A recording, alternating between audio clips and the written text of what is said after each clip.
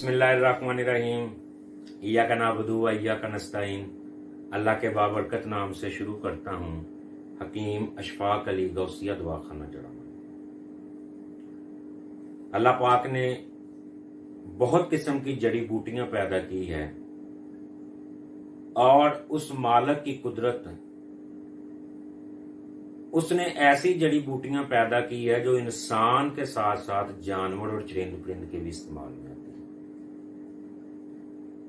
तो उस मालिक की कुदरत और उसका शुक्र अदा करने के लिए मैं आज एक ऐसी बूटी के हैरान कुन के मुतल्लक आपको बताता चलूं कि अल्लाह पाक ने जड़ी बूटियों को सुनने की, और जब हम इसको टच करते हैं तो ये बाज जड़ी बूटियां ऐसी हैं जिनको टच करें तो मर जाई जाती है। लेकिन आज मैं जिस हैरान कुन बूटी के बारे में बात करने जा रहा हूं उसका नाम है लाजवंती। इसको हिंदी में छुई मुई और शर्मीली बूटी भी कहते हैं। अरबी में इसको शजरतुल हया कहते हैं। और अल्लाह की कुदरत देखें कि जब मर्द इसको हाथ लगाता है इसके पत्ते को तो वह बिल्कुल शर्मा जाता है, सुंगड़ जाता है। जब हाथ पीछे करता है तो वह फिर अपनी एक्टिवेशन में आ जाता है। ये अल्लाह पाक की इतनी बड़ी कुदरत है, इतनी बड़ी नेमत है और इसकी अफादियत इतनी ज्यादा है कि मैं इंशाल्लाह आपको नेक्स्ट इसकी अफादियत बताता हूं कि जो अनबिलीवेबल हैरान कुन है। और जो पुराने अतबा इकराम थे, हिकमत के हकीम थे, वो अगर औरत के अंदर, अब तो जदीद तरीन मशीनरी आ चुकी, अल्ट्रासाउंड स्कैन आ चुके, उस वक्त वो अतबा इकराम अल्लाह पाक ने उनको इतना इल्म से नवाजा था कि वो औरत के पेट के अंदर बेटी या बेटा, इसकी रिसर्च के लिए हामला औरत का जब हाथ वो इस जड़ी बूटी पे लगाते थे तो अगर तो वो बिल्कुल मुरझा जाती थी तो एग्जैक्ट कहते थे कि इसके पेट के अंदर बेटा है, अगर वो नहीं मुरझाती थी तो बेटी है। अल्लाह पाक ने इसको ऐसी ताकत दी है।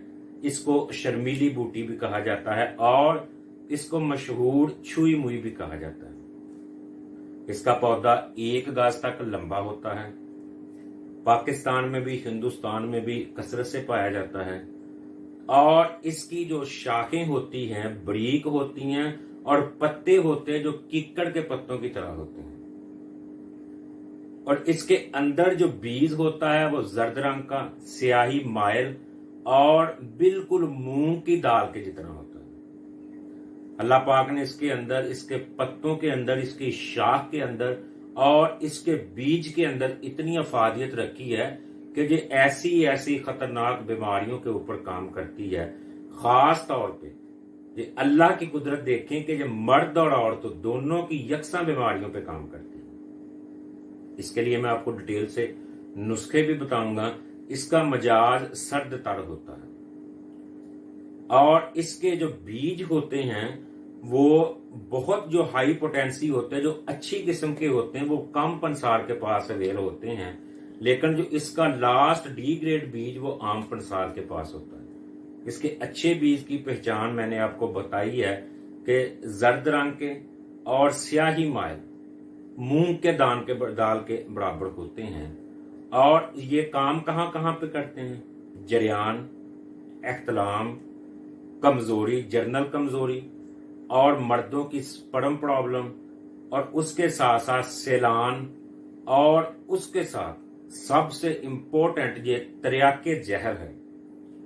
जितना भी जहरीला मवाद जहर अंदर चला जाता है उसको तरियाक करता है, खत्म करता है। और बहुत सी रिसर्च में यह भी साबित हुआ ये ताउन जैसी बीमारी पे बहुत ज्यादा कारगर है।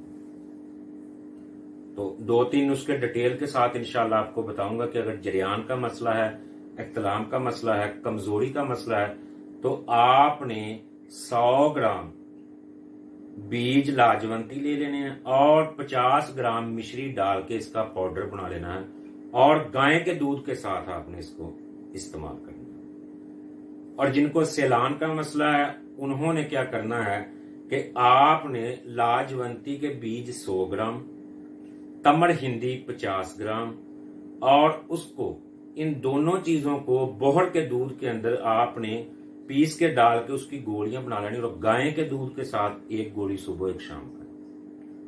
और सबसे इंपॉर्टेंट बात कि जिन बच्चियों के चेस्ट का प्रॉब्लम होता है, चेस्ट का साइज नहीं होता, बहुत ज्यादा बच्चियां जो इस मामले की वजह से परेशान होती हैं, उनके लिए कमाल का नुस्खा लाजवंती और आपने असगंध नगौरी दोनों को ब्रीक करके पेस्ट बना के चेस्ट के ऊपर लगाना है। इससे चेस्ट का ढीलापन, चेस्ट का साइज तक ग्रो करेगा। जहरीले मादों के लिए आपने लाजवंती और उसके साथ बादाम की गिरी, बीज लाजवंती और बादाम की गिरी को इस्तेमाल करना है खाने के लिए।